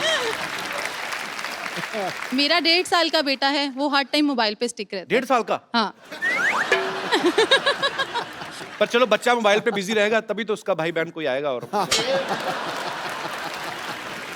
ये बिल्कुल सही पॉइंट उठाया मैडम ने कि एक्चुअली ये माँ बाप के हाथों में है। आप अपने बच्चों को थोड़ा टेक्नोलॉजी से दूर रखें, थोड़ा बचपन एंजॉय करने दें, उसके बाद जब बड़े हो जाएंगे अपने आप सीख जाएंगे। चलिए, बहुत बहुत शुक्रिया मैम आपका शो Thank में आने you. के लिए, थैंक यू। और कोई मेरे दोस्त? जी भाई साहब। मेरा नाम प्रकाश है और मैं स्पेशली कुवैत से आपके शो देखने के लिए यहाँ आया हूँ। क्या बात है, बहुत बहुत स्वागत है जी, सर जी, आपका। एक्चुअली कपिल जी, मैं ये आपसे कहना चाह रहा था कि टेक्नोलॉजी से नुकसान ही है, फ़ायदे तो नहीं है। और इसमें ऐसा है कि जो लोग अपने आप को बहुत होशियार समझते हैं, शातिर समझते हैं, जी। क्लेवर समझते हैं, वो अभी क्लेवरनेस और वो शातिरपना अभी रहा नहीं है कपिल जी। उसका कैसे मैं मतलब? मुझे मेरे साथ एक वाकया हुआ है, उसका जी। मैं आपसे शेयर करना चाहता हूँ। मेरा वाकया, एक दिन मैं अपनी कॉलीग फ्रेंड के साथ दुबई मॉल में परचेसिंग कर रहा था। कुछ चीज़ मुझे अपनी वाइफ के लिए भी पसंद आ गई। तो किसके साथ शॉपिंग कर रहे थे? अपनी फ्रेंड के साथ, जो वाइफ को नहीं बताया। जस्ट और फ्रेंड? जी जी जी जी सर। हाँ। और कुछ चीज़ मुझे अपनी वाइफ के लिए पसंद आई। अच्छा। मैंने परचेस की, मतलब व्हाट्सएप पे उसका फ़ोटो खींचा, वाइफ को भेजा। मैंने देखो आपको अगर पसंद आती है तो मैं ले आऊँ आपके लिए, ये 2-3 चीज़ें हैं। तो वाइफ ने कहा ठीक है, ये वाली मेरे लिए पसंद है, ले आओ। लेकिन उसने वो टैग पढ़ा, उस दुकान का नाम देखा और उसने इमीडिएटली ऑनलाइन कैमरा आजकल हर का अवेलेबल है ही सही जी। और उसने घर बैठ के देखा कि मैं किसके साथ हूँ, कहाँ हूँ, कैसे हूँ। और जब मैं घर वापस आया, उसने पूछा आप किसके साथ थे? मैंने कहा मैं तो किसी के साथ नहीं था, मैं तो अकेला था। बोला ये आपका वीडियो है, ये देखो, आप इसके साथ थे। तो ये टेक्नोलॉजी का आपको पर्सनली नुकसान हुआ ना? नहीं, हर शातिर इंसान को, Otherwise पर्सनली तो- नहीं, हर शातिर इंसान को जो समझता है कि मैं होशियार हूँ या मैं शातिर हूँ या मैं क्लेवर हूँ, उसे नुकसान ही है। नहीं, बीवियों से ज्यादा शातिर नहीं हो सकते आप। ये तो, पर ये आपकी हिम्मत की मैं दाद देता हूँ। फ्रेंड के साथ गए, महिला मित्र के साथ, उसके सामने बीवी के लिए गिफ्ट ले रहे हैं, तो फिर दोनों जगह अरे ना, जो आदमी ना हर तरह की डिश खाना चाहता है ना, वो भूखा ही मरता है। शुक्रिया शो में आने के लिए। Thank you. जी, और कोई हमारे दोस्त? जी भाई साहब। नमस्कार कपिल जी। नमस्कार जी, कैसे हैं आप? मुझे ये टेक्नोलॉजी से बहुत चिढ़ है सर। चिढ़ है? हाँ, व्हाट्सएप एंड फेसबुक से। अच्छा। मैं एक वाक्य सुनाना चाहता हूँ मेरा। जी प्लीज। 15 साल पहले मेरी शादी हुई थी। अच्छा जी। तभी ये फेसबुक और व्हाट्सएप कुछ नहीं था। अच्छा। तो जब रिश्ते आते थे तो मम्मी पापा के पास आते थे, तो जी। उनको उनके मम्मी पापा अच्छे लगते थे तो रिश्ते आगे बढ़ते थे। राइट। तो 2-3 रिश्ते तो ऐसे ही उड़ गए। अच्छा। अभी मैं शादी लायक था, एक रिश्ता आया, मम्मी पापा को तो पसंद आया। अच्छा। कि चलो इनके मम्मी पापा अच्छे हैं। उन्होंने लड़की देखी, लड़की देखने के बाद मुझे बताया कि रिश्ता आया है। अच्छा। तो मैंने सोचा कि चलो अभी मुझे भी देखने जाना रहेगा। अच्छा। तो मैं देखने गया तो लड़की ने थोड़े नखरे किए और 2 मिनट ही देखने को मिला। अभी उसमें कैसे पसंद करे? 2 मिनट में तो 3 घंटे भी देखोगे, लड़की तो वही रहेगी ना, बदलेगी लड़की थोड़ी तो ना। वही रहती है, मगर 2 मिनट में देखने में कैसे पसंद पर करेंगे? टेक्नोलॉजी का इसमें क्या लेना देना हुआ? सर आजकल फेसबुक हो गया है। हाँ। अगर लड़की का नाम आया फेसबुक पे, मैंने डाला हेतल, तो 10 हेतल आ जाएगी, उसमें से मैं चॉइस कर सकता हूँ अच्छा। कौन सी हेतल है। तो अगर तो आपको इस बात से चिढ़ है कि आपके टाइम पे वो क्यों हाँ नहीं जी था? सर, अगर 15 साल पहले ये आ गई रहती हाँ। तो मैं सबसे पहले घर में देख लेता और मम्मी पापा को बोल देता मुझे ये हेतल पसंद है। अभी जिनसे शादी की वो पसंद है आपको? मेरे नसीब अच्छा था कि मुझे जो पसंद थी उसके साथ ही लड़की, उसके साथ ही शादी हो गई। नहीं, आपको बोलना पड़ रहा है ऐसा कि सच्ची में ऐसा नहीं है? नहीं सर, सच्ची में सच्ची में। अच्छा। Yes sir. तो उनको साथ नहीं लाए? नहीं, साथ में आई है मेरी वाइफ, अच्छा, साथ कैसे में हैं ही है। आप? बहुत बढ़िया। चलिए, बहुत अच्छा लगा देख तो के आप उसके साथ लिए में। मुझे बहुत चिढ़ है। पर नहीं, अभी देखिए आपको तो अच्छी बीवी मिल गई ना। बीवी तो अच्छी आपकी मिल गई। पसंद की है। Yes sir. तो अभी चिढ़ क्यों कर? छोड़ो ना। मगर सर फेसबुक रहता तो और भी चॉइस मिलती ना सर। आप सुन रही हैं? अभी भी थाली भरी पड़ी है, इनको है कि मैं कहीं एक सब्जी टिका लूंगा। चलिए, बहुत अच्छा लगा सर आप हमारे शो में Thank आए। you, sir. काम क्या करते हैं आप मुंबई में? Sir business. किस चीज का? Garment manufacturing. ओके, तो आप भी अपनी दुकान के पहनते हैं? नहीं सर, मैं लेडीज के बनाता हूँ, जेंट्स के नहीं बनाता हूँ। मेरी वाइफ को पहनाता हूँ। ध्यान रखा करो इन पे। आपने लेडीज के कपड़े ही क्यों चुने, जेंट्स के क्यों नहीं चुने आपने? सर उसका You एक racist? एक कारण है। यस सर, उसका एक रीजन है। जी। मैं आपको बताता हूँ कि जब शादी हो जाती है तो आदमी सबसे पहले अपनी बीवी के लिए ही कपड़े खरीदेगा। जी। बाद में अपने बच्चे के लिए, जी। और कुछ बचेगा अपने पास तो अपने लिए खरीदेगा। आए, तो so sweet. बीवी लेडीज के कपड़े में कमाई ज्यादा होती है ना सर। पॉइंट है आदमी की बात में। चलिए, बहुत बहुत शुक्रिया आपका शो में आने के लिए। Thank you sir. मेरे पास एक बड़ा खूबसूरत सा गिफ्ट है भाई साहब के लिए। भाई साहब, आपको बड़ी प्रॉब्लम है, उस समय में ये नहीं होता था, वो नहीं होता था। मैं आपको एक फोन दे रहा हूँ, बड़ा खूबसूरत मोबाइल है, इसमें सब कुछ है। अपनी बीवी को छोड़ के जिसको मैसेज करना करिए। बहुत बहुत शुक्रिया sir. Thank you thank you thank you so much. Thank you, congratulation. पाजी, आज मुझे ना बहुत संभल के और बड़ा सतर्क रह के बोलना पड़ेगा। अरे भाई, फिर कॉमेडी कैसे होगी? कॉमेडी भले ही कम हो जाए पाजी, लेकिन थोड़ा सा मजाक गलत हो गया ना, मैटर सीरियस हो जाएगा। ओ, तो सुन, तू सच बोलियो जी। जब भी द्वंद्व हो सीधा चलो, सच के रास्ते पे चलो, नैतिकता से कोई समझौता मत करो, कोई पीठ नहीं लगा सकता। क्या बात है। तो आज हमारे मोहल्ले में वो महान शख्सियत आ रही हैं जिन्होंने हिंदुस्तान को एक नई दिशा दी और देश के हित में हमेशा ही अपनी आवाज उठाई। सच की लड़ाई के लिए इन्होंने बहुत आंदोलन किए, धरने किए। ये बहुत ही बड़े समाज सेवक हैं। तो आप सबकी जोरदार तालियों के बीच में इनवाइट करना चाहूंगा हम सबके प्यारे अन्ना हजारे। अन्ना, आपका हमारे शो पे बहुत बहुत स्वागत है। आज मुझे अपने आप पे गर्व हो रहा है कि मैं अन्ना के साथ खड़ा हूं। अन्ना, आप आइए, यहाँ पे विराजमान हो जाइए। नहीं नहीं, रोक यार, रोक। देखो, लोग यहाँ पे आते हैं, आज मेरा वहां जाने का दिन। आज पूरी दुनिया में ईंट का जवाब पत्थर से देने के लिए लोग तैयार बैठे हुए हैं। ऐसे में अहिंसा को हथियार बना के सत्य के मार्ग पर चलने वाले लोग बहुत कम है दुनिया में। अन्ना, हमें आप पे बहुत गर्व है। अच्छा, मैंने जो अन्ना को देखा है, जितना समझा है, मुझे ये विश्वास हो गया कि सच में बहुत बड़ी ताकत होती है। एग्जाम्पल आपके सामने है। पाजी, मैं तो कहता हूं थोड़ी देर के लिए आप भी अन्ना के पास आके बैठ जाओ। आप यकीन नहीं करेंगे, इनके बगल में बैठने वाले सीएम भी बन जाते हैं।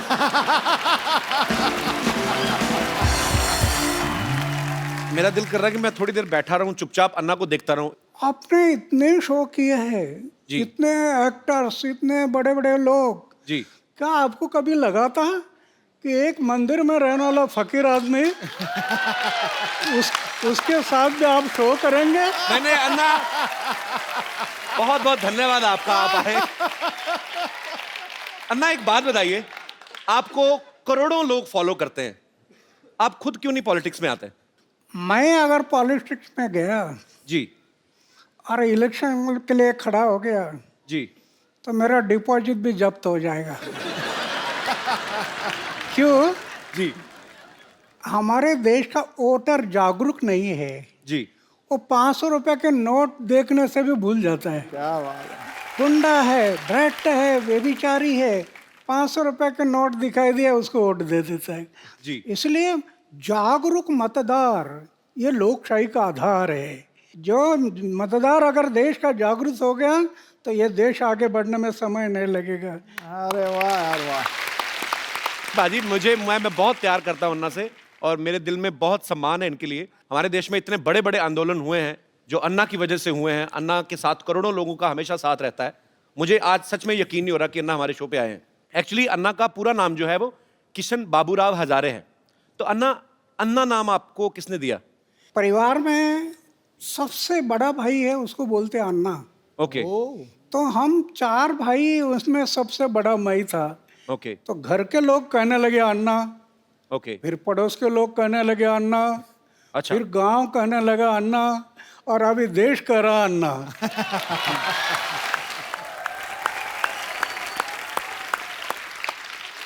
अन्ना, जितना मैं जिंदगी को समझता हूं, जितना मैंने देखा है, मेरी शादी हुई नहीं, आम आदमी जो है, अच्छा आम आदमी भी आजकल आप बोलते हो तो अपने आप खास हो जाते हो।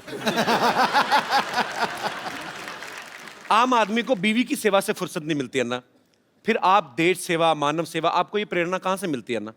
ये जो प्रेरणा है, जी जैसे मैं अपने जीवन में जो सोच रहा था, जी अरे क्या चक्कर है, जन्म में आता कुछ लेकर आता नहीं, जाता कुछ लेकर जाता नहीं, उम्र भर मेरा मेरा मेरा मेरा मेरा मेरा, हाथ में कुछ नहीं, लेटरिन का डब्बा गुम हो गया तभी सोचते बैठते मेरा किस लिए जीता। एक दिन मैंने सोचा आत्महत्या करना।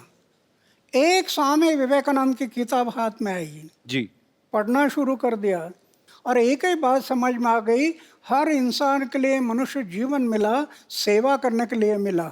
25 साल की उम्र में मैंने तय किया कि जब तक मैं जीऊँगा मेरे गांव, मेरा समाज और मेरे देश की सेवा करूँगा, और जिस दिन मैं मरूँगा गांव, समाज और देश की सेवा करते करते मरूँगा। ये मैंने व्रत लिया। अरे वाह। तो आपका जो प्रश्न है बीवी का, अभी मैंने सिर्फ शादी किया नहीं, लेकिन परिवार छूटा नहीं जी। छोटा 4 दीवारों के अंदर एक छोटा सा परिवार में करना था जी, वो छोटा ना करते हुए बड़ा बन गया। क्या बात है, पूरा देश परिवार हो गया।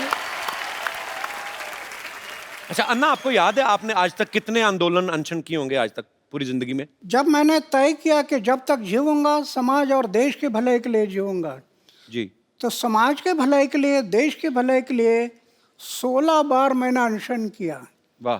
राइट टू इन्फॉर्मेशन, ये कानून जो बना पहले हमने बनाया, वो क्या बात है, राइट टू इन्फॉर्मेशन पूरे देश में अभी लागू हो गया, गरीब लोगों को न्याय मिलने लगा। जी। ऐसे महाराष्ट्र में 8 कानून बनाए। अभी लोकपाल का बिल जी। सरकार नहीं कर रही थी, रामलीला मैदान पर बैठ गया जी और आंदोलन शुरू किया। सरकार एक ही बात के लिए डरती है जी, वो सिर्फ मोर्चा और धरने से नहीं डरती, सरकार सिर्फ गिरने से डरती है। ये डर जब लगता है ना तो ऐसे कानून बनाती है सरकार।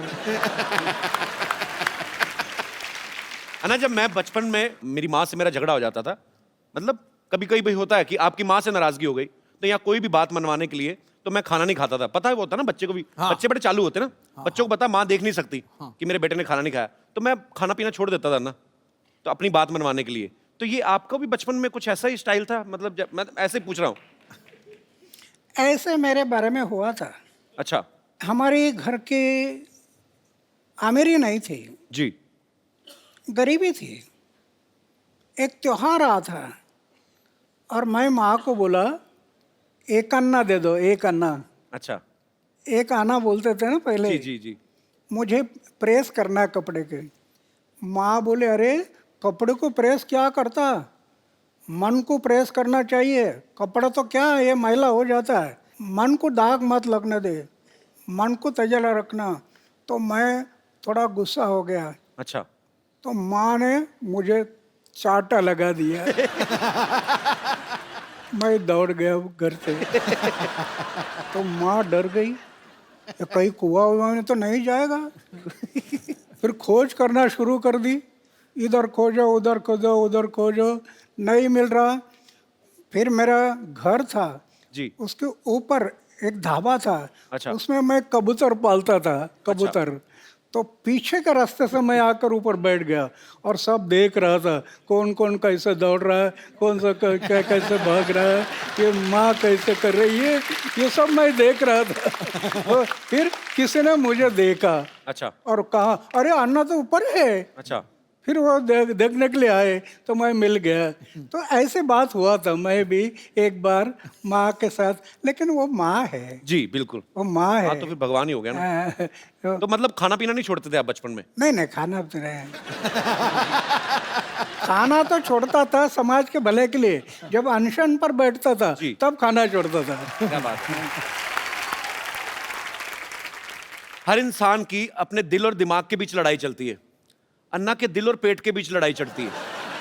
पेट को जैसे ही पता चलता है ना कि दिल ने ये डिसीजन लिया है कि मुझे अनशन करना है, पेट को टेंशन हो जाती है कि अब मैं भूखा रहूंगा, क्योंकि दिल ने तो डिसीजन ले लिया। तो अन्ना इतने इतने दिन, कई दिन तक आप खाना नहीं खाते हो, तो कैसे आप, कौन सी शक्ति है जो आपको ऊर्जा देती है? समाज और देश के भले के लिए मरने की तैयारी रख दिया ना तो दिन गिनने की जरूरत नहीं। वाह। अच्छा ना, मैंने खुद टीवी पे देखा है, करोड़ों लोग सड़कों पे आ गए थे जब अन्ना का 4 साल पहले आंदोलन शुरू हुआ था। अन्ना, जब लोग आपके साथ जुड़ते हैं तो फिर जो लोग चाहते हैं, कुछ ऐसे भी होते हैं मेरे जैसे कि भूख लग गई अब क्या करें, तो बीच में आधे घंटे के लिए गायब नहीं होते लोग, मतलब क्या मतलब ऐसे पूछ रहा हूँ कि वो आपके हौसले की वजह से टिके रहते हैं एक्चुअली। हाँ नहीं, मैं तो ये जो अनशन करते हैं ना जी, वो सही अनशन नहीं, वो तो दिखाने के लिए अनशन होता है जी, इसलिए बीच में गायब हो जाते हैं। मैं कभी अनशन पर बैठ जाता है जी, कोई भी बात का मैं पीछा करता हूँ जी, और जब आखिरी समय आता तो फिर करेंगे मरेंगे, इस इरादे से बैठ जाता है। वाह। जब मैं बैठ जाता हूँ तो मेरी ऐसी धारणा है, अरे हार्ट अटैक आकर लोग मरते हैं ना, हार्ट अटैक हम पढ़ते हैं ना अखबार में जी, रात को 10 बजे तक गप्पे लड़ाई और सवेरे चाय पीने के लिए उठाए नहीं। मेरी ऐसी धारणा है जी, हार्ट अटैक आकर मृत्यु आना जी, इसके बजाय समाज और देश की सेवा करते करते मृत्यु आ गया तो ये मेरा सौभाग्य है। क्या बात है। अच्छा अन्ना, आप 4 भाई हैं, जैसे नॉर्मल परिवार में होता है कि जैसे एक दुकान है पिताजी की, तो एक भाई अगर बीमार है तो दूसरा जाके दुकान पे बैठ गया। ऐसा कभी हुआ है कि आपको समय ना लगा और दूसरा भाई जाके अनशन पे बैठ गया हो? I mean, आपकी फैमिली की तरफ से भी सपोर्ट होता था आपको हमेशा? नहीं, अभी क्या है कि मेरा एक भाई बैंक में है। अच्छा जी। वो उधर ही रहता है। अच्छा।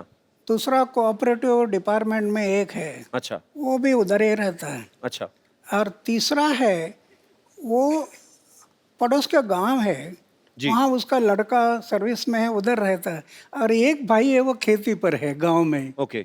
अभी मैं तो 45 साल हो गया घर में गया नहीं जी। मेरे भाई के बच्चों का नाम क्या है मुझे पता नहीं अभी तक। ये आपको यकीन नहीं होगा जी। करोड़ रुपए की योजना अपनाई, करोड़ रुपए की, बैंक बैलेंस नहीं। वाह। मुझे राष्ट्रपति ने पद्मश्री, पद्मभूषण, अमेरिका, दक्षिण कोरिया, कनाडा, कहाँ कहाँ अवार्ड मिल गए, करोड़ रुपए से ज़्यादा अवार्ड मिल गए कैश जी। उसका मैं ट्रस्ट बना दिया। वाह। 12 साढ़े 12 लाख रुपए इंटरेस्ट आता है हर साल। अच्छा। दुखी पीड़ित लोग हैं उनके सेवा में लगा देता हूँ, कुछ रखता नहीं। सिर्फ सोने का एक बिस्तर है और खाने का प्लेट है, मंदिर में रहता हूँ जी, लेकिन मैं अनुभव करता हूँ, अरे लखपति करोड़पति को जो आनंद नहीं मिलता होगा वो मैं अनुभव करता, कितना आनंद है। अन्ना, जैसे आप देश हित में काम करते हो, कई कई दिन तक आप अनशन करते हैं, आंदोलन करते हैं, आप पूरे देश में भ्रमण करते हैं। अगर आपकी शादी हुई होती तो बीवी तो 1-1 घंटे बाद फोन करके पूछती। शादी तो वो तो पूछती बीवी तो। यही तो खतरा मुझे लग रहा था।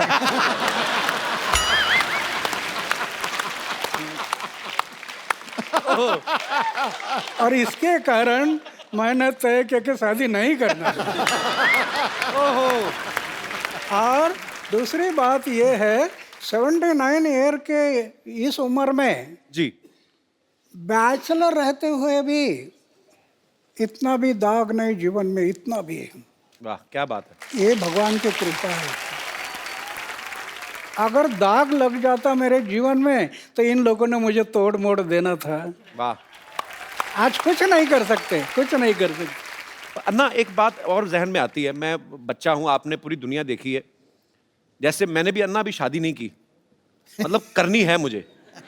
करना है? हाँ, करनी है। मेरा दिल करता है। पर मैं जी, मेरे जैसा रहना तलवार के धार पर चलने से कठिन है। ये तो है। बहुत, ये मन बड़ा चंचल है, कब धोखा देगा पता नहीं। सही बात है।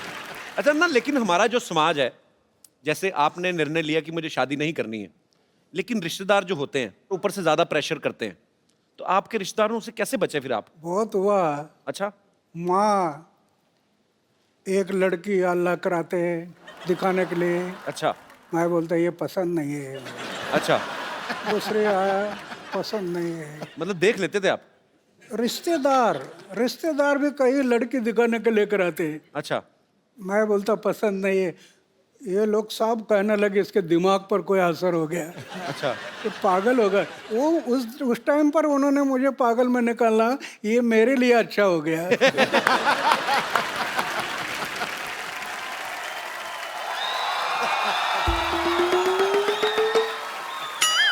हेलो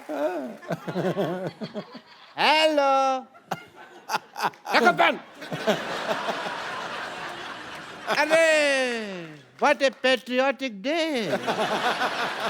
अन्ना हजारे साहब आए हुए हैं। सर नमस्कार। माई सेल्फ डॉक्टर मशहूर गुलाटी, MKNJ। MKNJ मतलब? मैंने कहा जी नमस्ते, दिख नहीं रहा, कर भी रहा हूँ, फिर भी पूछ रहे हो यार। ओके अन्ना जी, आप अहिंसा के पुजारी हैं। बैठिए डॉक्टर साहब, इधर आइए। आज वैसे नहीं बिठा रहे? नहीं नहीं। क्यों? अन्ना के सामने बदतमीजी नहीं करनी, बैठिए। इतनी इज्जत आज तक इस आदमी ने मुझे नहीं दी।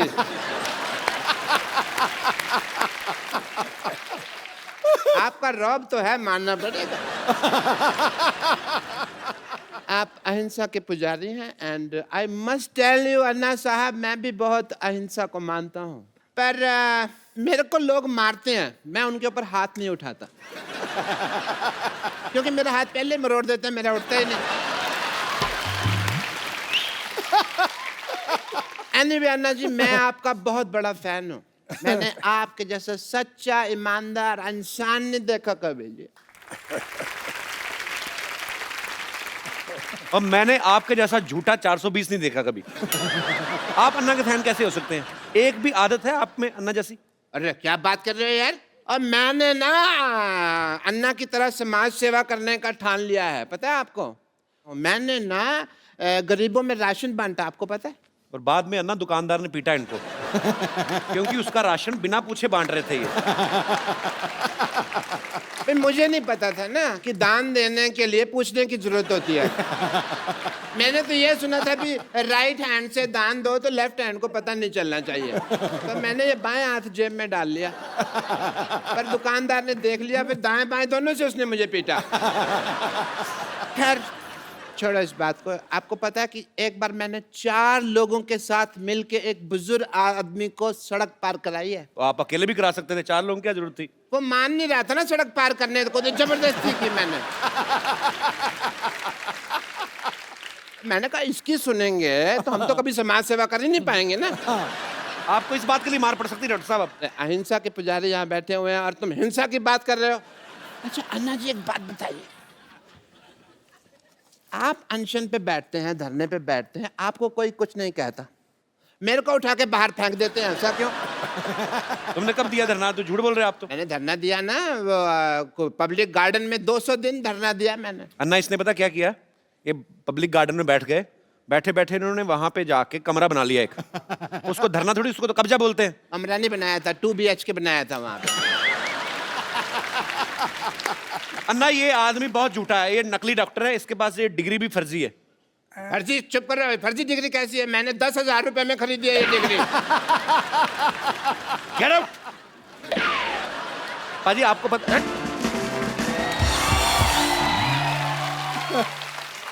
आप सबको पता ही होगा, पर मैं फिर भी बताना चाहता हूं कि अन्ना के ऊपर एक फिल्म बन रही है जिसका नाम भी अन्ना है।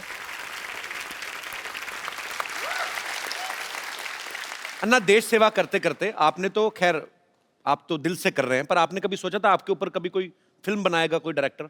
एक फकीर आदमी उस पर ऐसे फिल्म बनेगी ये मुझे सपना में भी कभी नहीं लगा था। लेकिन जो काम खड़ा किया है जी, वो पूरे देश में फैल गया था जी।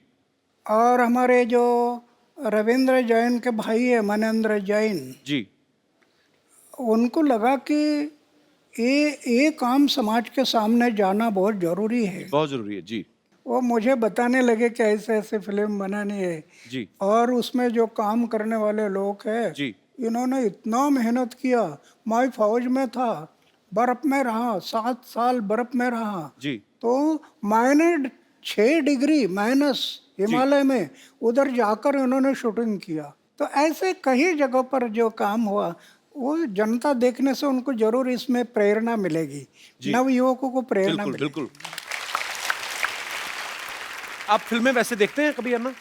अभी मैं फिल्म नहीं देखता, पहले देखते थे? पहले आप? देखता था। मेरी उम्र थी 13-14 साल की, तब मैं फिल्म देखता था। अच्छा। और भाई ऐसा देखता था कि नया फिल्म का फर्स्ट शो, अरे क्या बात है।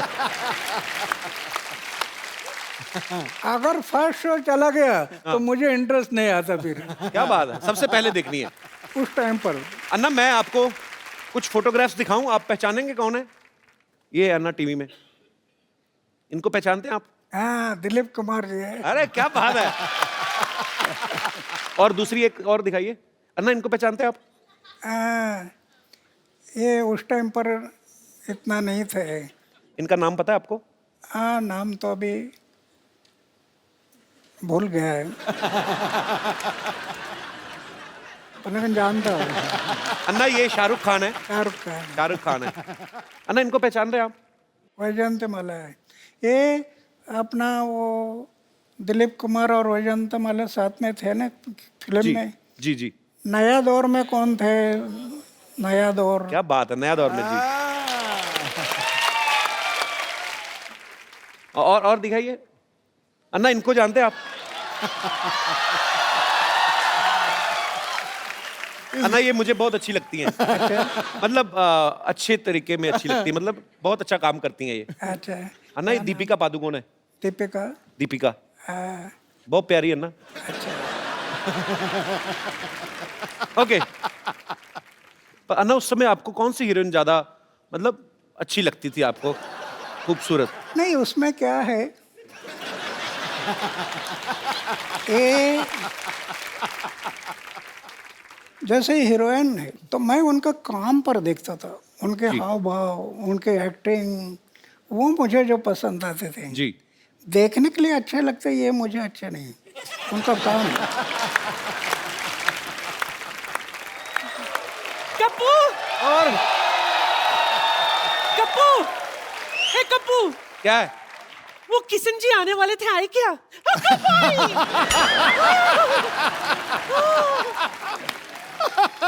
असं कसं? नाही, किती वेळ लावला तुम्ही माझ्या दारावर यायला? क्या बोली नानी? कितना वक्त लगा दिया मेरे चौखट पे आने के लिए? नानी ये अन्ना हजारे जी हैं। दुनिया के लिए।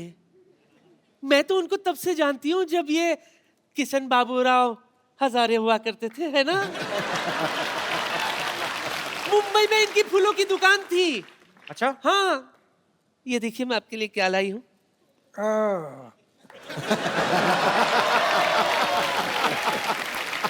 आपको याद है मैं रोज आपकी दुकान से एक फूल खरीदा करती थी? अभी तो 60 साल बीत गए, अभी कहाँ याद करोगे? रोज इनके दुकान से एक एक फूल इकट्ठा किया करती थी मैं, फिर उसका वरमाला बनाती थी। फिर एक दिन गाय आकर पूरा पूरा वरमाला खा गई। मेरा सपना धरा का धरा रह गया। लेकिन सच कहूं मुझे उस बात का बिल्कुल भी अफसोस नहीं है। मुझे तो इस बात की खुशी है कि अगर आपकी शादी होती ना, वो लड़की बहुत खुशनसीब होती, क्योंकि उसको खाना कम बनाना पड़ता था ना, क्योंकि हर वक्त आप तो अनशन पे बैठे रहते है ना? नानी इनको घर नहीं बसाना था ना, इनको देश बसाना था, इसलिए उन्होंने शादी नहीं की। लेकिन मेरे अरमान तो अधूरे रह गए ना। हाँ? Anyway, मुझे इस बात का बहुत अफसोस है कि मैं आपकी नहीं हो सकी, लेकिन इस बात की खुशी है कि आप देश के हो गए।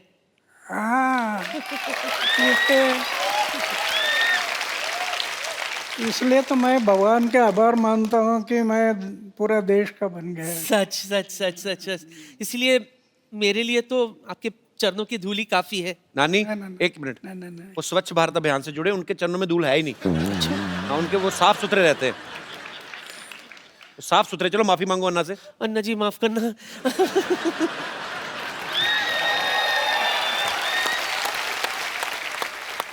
अच्छा अन्ना, हमने सुना है कहीं पे आपके बारे में पढ़ रहे थे, तो ऐसे सुना था कि फौज में जब आप भर्ती होने गए तो जो मापदंड होते हैं प्रॉपर की, हाँ फिजिकल फिटनेस और ये सब चीजें, तो एक दो चीजों में शायद आप पास नहीं हुए थे, तो उसके बावजूद भी उन्होंने आपको फौज में भर्ती किया, तो उसके पीछे क्या कारण था अन्ना? 1962 में चाइना ने हमारे ऊपर हमला किया जी।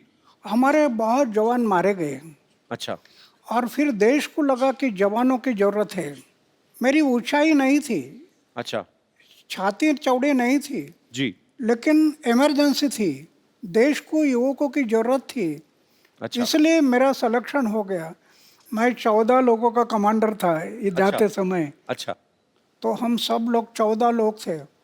उन्होंने सोचा कि जब तक शरीर में प्राण है तब तक देश की सेवा, समाज की सेवा करनी, ये तय किया। और मेरी छाती चौड़ाई ये कुछ नहीं थी, फिर भी देश की सेवा करते रहे।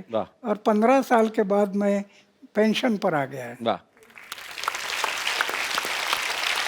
और ये सच्ची बात है, ये हमारे जवान जो हैं, जब आप फौज में भर्ती होते हैं, उनकी ट्रेनिंग बहुत मुश्किल होती है, और ट्रेनिंग के बाद जब उनको अपॉइंट किया जाता है, जब उनकी पोस्टिंग होती है, और मेरा सैल्यूट करने को दिल करता है हमारे जवानों को।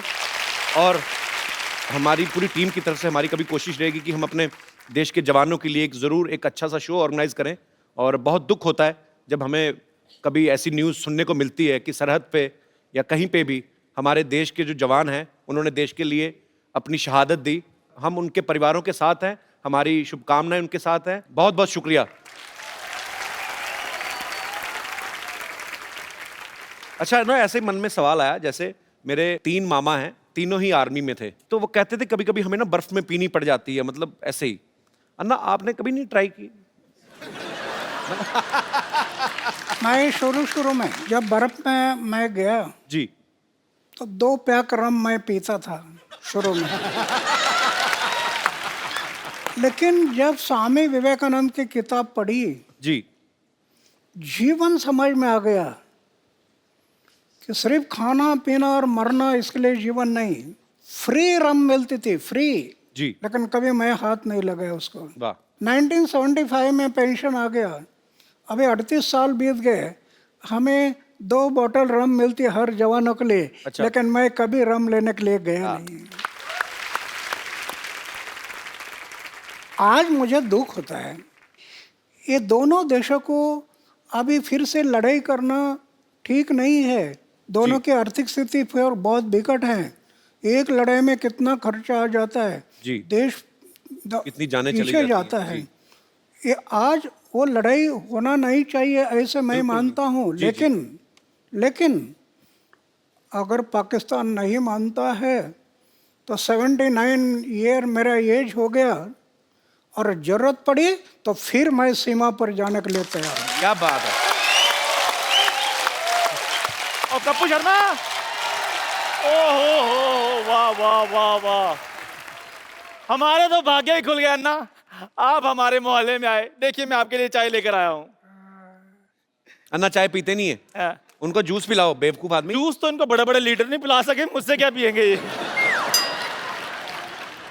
देखा बाजी, आज पहली बार इसने फंबल नहीं मारा आके। पूरी लाइनें कड़क करके बोली हैं।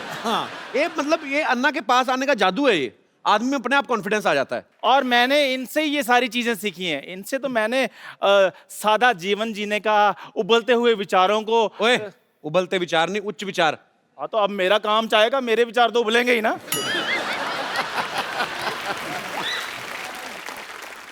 अन्ना, वैसे मैं भी बड़ा सिंपल सा हूँ, लेकिन आपको जब देखता हूँ ना तो मेरे में अंदर एक अजीब किस्म का कॉन्फिडेंस आ जाता है। लेकिन जब मैं बड़ी बड़ी जगह पे जाता हूँ मेरा कॉन्फिडेंस थोड़ा लूज हो जाता है। तो कभी आपके साथ भी ऐसा हुआ है कि आप 5 स्टार होटल में गए हो और छुरी और कांटा पकड़ते पकड़ते आपको भी कुछ थोड़ा कॉन्फिडेंस ऐसे हो गया हो? मैं इतना टूर करता हूँ जी, लेकिन होटल में कभी जाता नहीं। वाह वाह। एक बात है जी, गया तो उसको याद नहीं रखता, भूल जाता हूँ। याद रखना ये घातक होता है। जी जी, इसलिए मैं याद नहीं रखता। इसको भी अन्ना, इसके माता पिता ने याद नहीं रखा, भूल गए वो। अच्छा अन्ना, मुझे एक बात प्लीज बता दीजिए कि मैं एक आम आदमी चाय बेचने वाला हूँ, मैं कहाँ तक पहुँच सकता हूँ अपनी लाइफ में? अरे हमारा देश का उदाहरण है ना जी। चाय बेचने वाला आदमी भी पंतप्रधान बन सकता है ना। क्या बात है। अन्ना आशीर्वाद दे दीजिए ताकि मैं अपनी लाइफ में बहुत ज़्यादा आगे बढ़ूं। Thank you very much, thank you very much.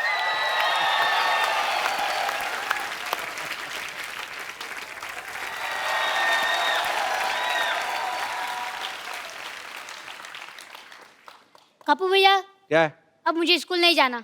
क्यों, क्या बात हो गई? अरे वहाँ मुझे रोज मुर्गा बना देते, बड़े को क्या मैं मुर्गा बनूंगा? नजारे जी, आशीर्वाद दो, आशीर्वाद दो। कैसे हो? मैं तो ठीक हूँ, पर आपसे मुझे क्वेश्चन पूछना था। बैग उतार दे बेटा, इतना भारी बैग क्यों लगा तू? भारी नहीं है, हाँ। पर मैं ये कह रहा था कि आपके टाइम पे भी स्कूल में पनिशमेंट मिलता था, मतलब जी हाँ, हमारे टाइम पनिशमेंट मिलता। छड़ी थी, छड़ी। गलती किया तो ऐसा हाथ करना और टीचर मारता था छड़ी से। तो हमारे मराठी में कहावत थी, छड़ी लागे छम छम, विद्या ये घम घम। ऐसी कहावत थी। लेकिन अन्ना आजकल बंद हो गया स्कूलों में ना। अभी नहीं, आजकल नहीं मारते। अभी मारने के लिए परमिशन नहीं जी, इसलिए तो शिक्षा का दर्जा डाउन हो गया। अन्ना ये मेरे को बड़े सवाल इसने मुझे बोला था कि मैं अन्ना से पूछना चाहता हूँ। जैसे आजकल अन्ना बच्चे मोबाइल पे ज़्यादा गेम्स खेलते हैं, तो अब ये बच्चों की तरफ से ये सवाल था कि आप बचपन में क्या खेल खेला करते थे? हम तो गांव में लगोरी थी, लगोरी। अच्छा। ये पत्थर एक के ऊपर एक रखना, हाँ। और उसको तोड़ना। हाँ। फिर ईटी डांडू, वो हाँ, डंडा वो और डंडे ईटी गिल्ली के साथ। गिल्ली डंडा घुमाना। फिर खो खो, हाँ, कबड्डी, जी, ऐसे खेल हम लोग खेलते थे। तो शरीर भी फिट रहता था। हाँ, आप मोबाइल वगैरह सब सीखना है, लेकिन साथ साथ चारित्र को संभालना, आचार शुद्ध रखना, विचार शुद्ध रखना, जीवन निष्कलंक रखना, दाग नहीं लगना जीवन में, बेदाग जीवन है, तो आप कल के महापुरुष बन जाएंगे। अच्छा बेटा, समझ में आई अन्ना की बातें ना? चलो पाँव छुओ, आशीर्वाद लो, चलो।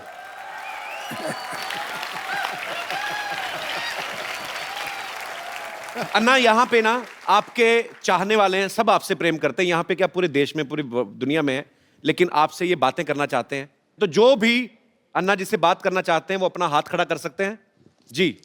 Hello Sidhu sir. Hello. Hello Kapil sir. Hello. Hello Anna ji. Sir मुझे आपसे पूछना है कि टेक्नोलॉजी में आजकल इतनी एडवांसमेंट हो गई है, तो पॉलिटिशियन से लेके एक्टर से लेके आम आदमी तक सब ट्विटर फेसबुक सब जगह हैं। आप क्यों नहीं हैं ट्विटर पर या फेसबुक पर? आपको पता है वो जो आजकल फेसबुक आता है और ट्विटर पे आता है, हालांकि पंगे बड़े हैं ट्विटर के।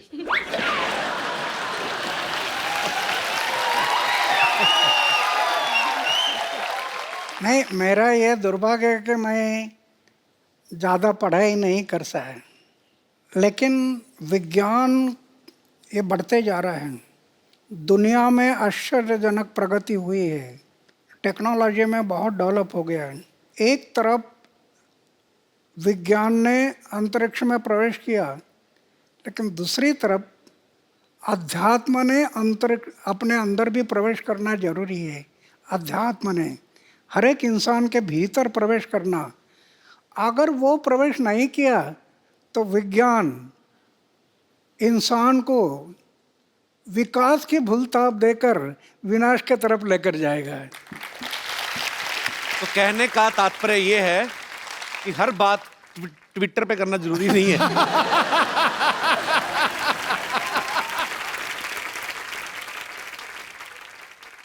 चलिए, बहुत बहुत शुक्रिया शो में आने के लिए। Thank you, ji, sir. और कोई मेरे दोस्त? जी भाई साहब।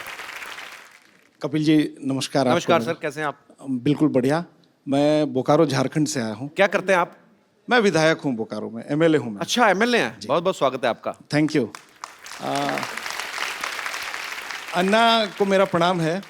और अभी आपने कहा अन्ना कि राजनीति से मैं दूर रहना चाहता हूँ, अगर मैं चुनाव लड़ूंगा तो मेरे जमानत जब्त हो जाएंगे। आपको या आपके जैसे विचार के लोगों को, अच्छे लोगों को राजनीति में आनी चाहिए। क्या यह समय की मांग नहीं है कि नौजवानों का आप आह्वान करें कि देश हित में भ्रष्टाचार रोकने के लिए, देश की एकता और अखंडता को मजबूत करने के लिए अच्छे नौजवान, राष्ट्रहित का सोच रखने वाले नौजवान आगे आए भारत माता की सेवा करने के लिए? नहीं, ये जरूरी है। मेरी ऐसी धारणा है, नवयुवकों ने राजनीति में जाना जरूरी है, ऐसे मुझे लगता है। क्या होता है, राजनीति में कई लोग जाते हैं सत्ता से पैसा, पैसा से सत्ता, सत्ता से पैसा, पैसा से सत्ता, इसके पीछे घूम रहे हैं। इससे देश के लिए उज्जवल भविष्य नहीं है। अभी तो हम देख रहे हैं जिसकी उम्र 70 साल 80 साल हो गई वो भी इलेक्शन से रुकता नहीं जी। इंसान जब मर जाता है तो 4 लोग कंधे पर ले जाते हैं। आज राजनीति में बहुत लोगों को ऐसे लगता है कि स्मशान में जाते समय भी चेयर में बैठकर ही जाना चाहिए, इतने चेयर से सेवा भाव नहीं रहा, वो बलिदान की याद नहीं। भगत सिंह, सुखदेव, राजगुरु जैसे लाखों लोगों ने कुर्बानी की और अंग्रेजों को कह रहे थे इस जन्म के क्या, अगले जन्म की फांसी दे दो, हमारी तैयारी है। किस लिए? हमारी आज़ादी के लिए। उनको याद रखना है। थैंक यू अन्ना, बहुत बहुत शुक्रिया शो में आने के लिए सर। अब वक्त है आप सबको मैं उनसे मिलवाऊं जिन्होंने फिल्म अन्ना जो है डायरेक्ट की है और खुद उसमें अन्ना जी का किरदार भी निभा रहे हैं। आप सबकी जोरदार तालियों के बीच मिस्टर शशांक उदयपुरकर जी।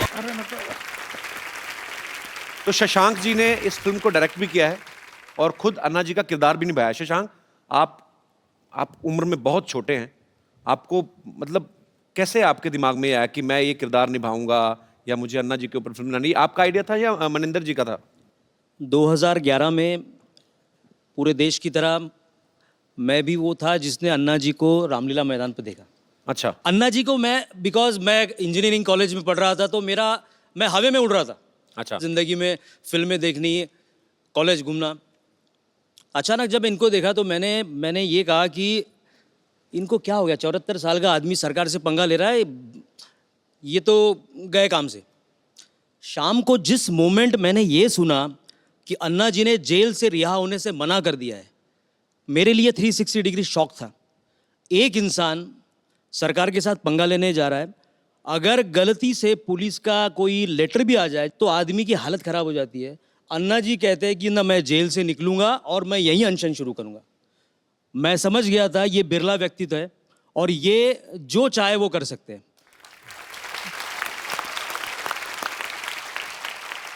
उस दिन से 13 दिन मैंने खाना पीना सब टीवी के सामने कर रहा था मैं, और उसी वक्त सोच लिया अगर जीवन में अब अगली फिल्म में अगर करूंगा तो मैं अन्ना जी पे करूंगा। सो सारा रेकी करने के बाद बड़ी हिम्मत से मैं रालेगन गया। अच्छा। अन्ना जी के पास जब गया तो अन्ना जी ने मुझे यही कहा कि भाई आप तुम्हें काय करता, अगर आपको फिल्म बनानी हो तो आप गांधी जी पे फिल्म बनाओ, आप विवेकानंद जी पे फिल्म बनाओ। मैंने कहा अन्ना जी ये तो बहुत सही है, लेकिन मैंने जो अपना पर्सनल एक्सपीरियंस किया है जी, आपका उद्देश्य नवयुवकों को जगाना है। मैं कोई लव स्टोरी करने की बजाय मैं भी वो फिल्म करना चाहता हूं जिससे मेरे देश के नौजवान जाग जाए। वाह। अन्ना को शायद वही बात, नवयुवकों की वाली बात उनको पसंद आई और अन्ना ने मुझे कहा कि अब क्या चाहिए। मैं बोला अन्ना जी मुझे आपकी परमिशन चाहिए। अन्ना जी ने उस वक्त स्क्रिप्ट पे साइन कर दिया। वाह, बहुत ही अच्छे विषय के ऊपर आपने फिल्म बनाई है और मेरी अपने दर्शकों से गुजारिश है आप सब ये फिल्म देखें और आपको अच्छी इंस्पिरेशन मिलेगी और देश के लिए कुछ अच्छा करने का जज्बा आपको मिलेगा।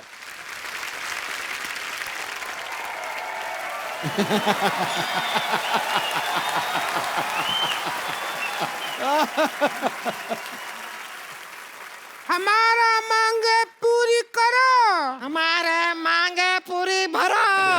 अरे क्या मांग है? यहाँ करो चल रहा है, भरो नहीं चल रहा है। मुद्दा कुछ और है, समझे? अरे तो हमारा मुद्दा अलग है, वो आपका मुद्दा है, और वैसे भी आपका मुद्दा बहुत ही गंदा है। इस पे थोड़ा मेकअप लगा के ठीक करो अपने मुद्दे को।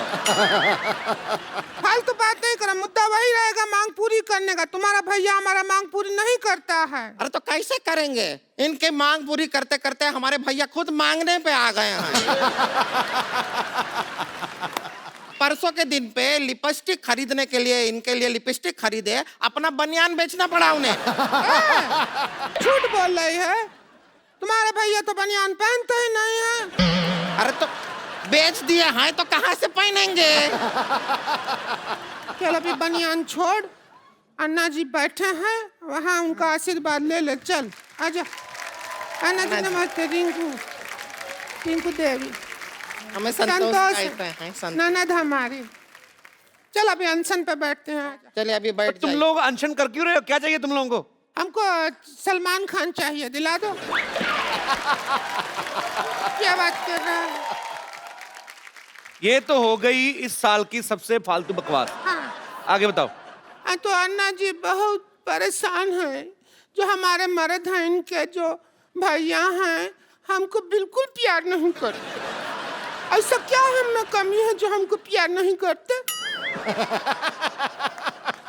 अन्ना जी इसके मुंह में ही करप्शन है। अब ध्यान से देखिए, है किसी और का, लगता किसी और का है।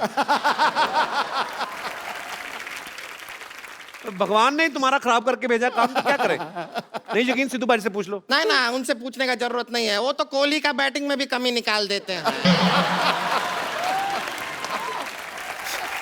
हमारे मर्द हमको बिल्कुल प्यार नहीं करते, ना तो हमारी तरफ देखते हैं, ना हमारी बात सुनते हैं। ना उसका एक रीजन है, भैया का कहना है कि वो ना बुरा देखेंगे, ना बुरा सुनेंगे और ना बुरा बोलेंगे, लेकिन ये है कुछ ना कुछ इधर उधर से मैनेज करके बुरा बुरा उन्हें सुनाती रहती हैं।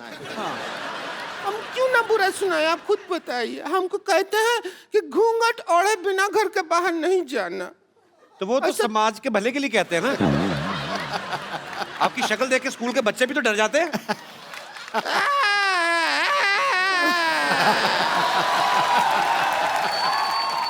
कुछ भी बोलते रहते हैं, बच्चे डर जाते हैं।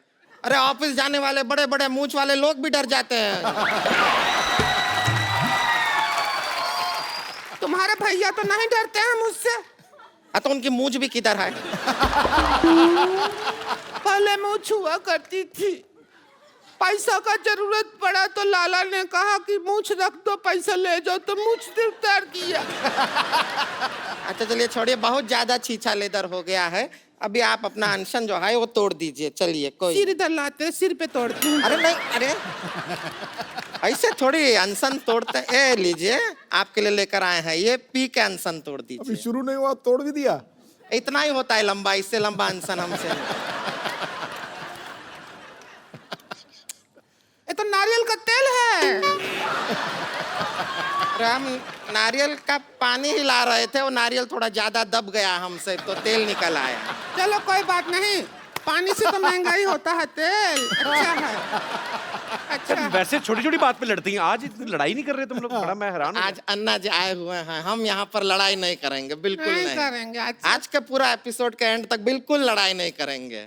आज वैसे भी 2 अक्टूबर है, तो आपके लिए कुछ प्रस्तुति करें। मैं अपने दर्शकों को बताना चाहता हूं कि मनिंदर जैन जी प्रख्यात म्यूजिक डायरेक्टर रविंदर जैन जी, ये उनके छोटे भाई हैं। धन्यवाद, बहुत बहुत धन्यवाद। तो मनिंदर जी, शशांक आपसे मिले थे आपके ये आइडिया लेकर? शशांक मुझको मिला, पहली मुलाकात में मैंने हाँ कर दी।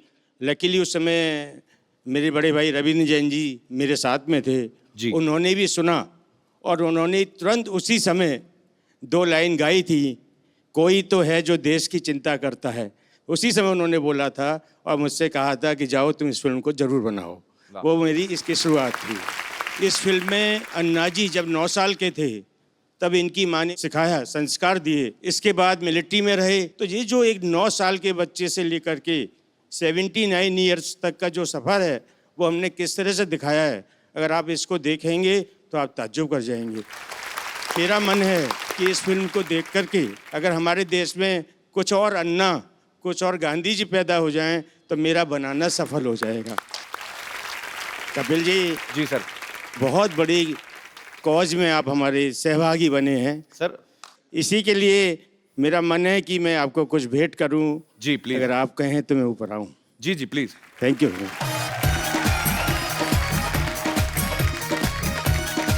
Thank you sir, thank you so much. Anna, हमारे शो में एक रवायत है, जो भी सब आते हैं हम लोग एक सेल्फी जरूर लेते हैं, आप सबके साथ भी एक।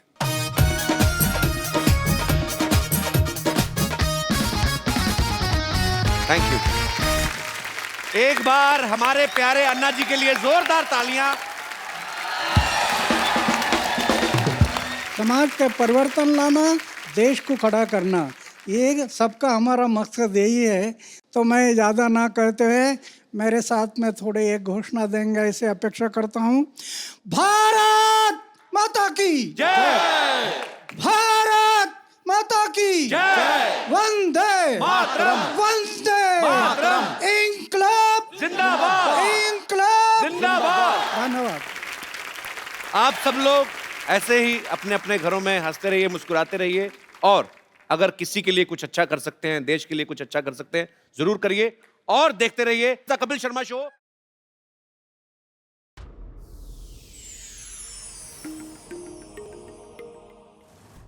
Please like, subscribe and click the bell icon to get new Kapil Sharma and other fun show video updates from Free TV.